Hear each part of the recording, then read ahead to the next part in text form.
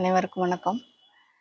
ஆ இன்னைக்கு வந்து சிதம்பரம் ஐயா, திருப்போரூர் சிதம்பரம் ஐயா ஜீவசமாதியில நான் மெடிடேஷனுக்கு போகும்போது, அவர என்னால பெருசா ஃபீல் பண்ண முடியலன்னு சில வீடியோஸ்ல சொல்லியிருப்பேன்.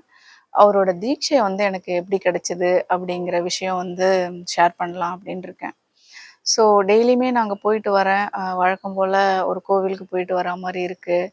ஆ ஒண்ணும் சொல்றா மாரி இல்லையே அப்படின்னு நான் ஃபீல் பண்ணிட்டு போயிட்டுருக்கிற நாட்கள்ல வந்து, ஒரு நாள் கனவுல வந்து நான் வந்து ஒரு ஜன்னல் ஓப்பன் பண்ணி வெளியில பார்த்து எதையோ தேடிட்டு இருக்கேன். வெளியில வந்து ஃபுல்லா இருட்டா இருக்கு. அதுல எனக்கு எதுவுமே தெரியல. அந்த இருட்டுல ஏதோ தெரிய வர மாதிரி இருக்கிறதுனால ரொம்ப ஆர்வமா தேடிட்டு இருக்கும்போது, என் பின்னாடி இருந்து ஒரு கை வந்து இப்டி தொட்டு, "அ என்ன தேடுறீங்க?" அப்படிங்கிற மாதிரி ஒரு உருவம் வந்து என்ன பின்னாடி இருந்து தொடுறாங்க. திரும்பி பார்த்தா, ஒரு வயசானவர். அ அதாவது வயசானவருங்கிறது அவரோட வெள்ள தாடியும், வெள்ள முடியில தான் தெரியுது.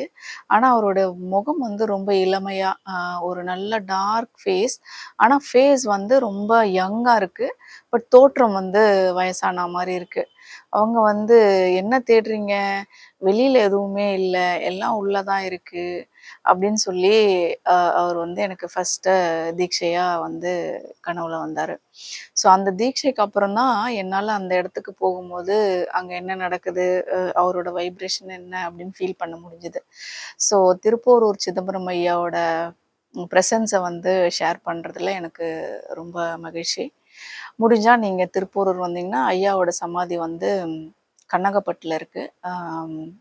போய் நீங்க அங்க இருக்கிற ஆற்றல பெறலாம். நன்றி.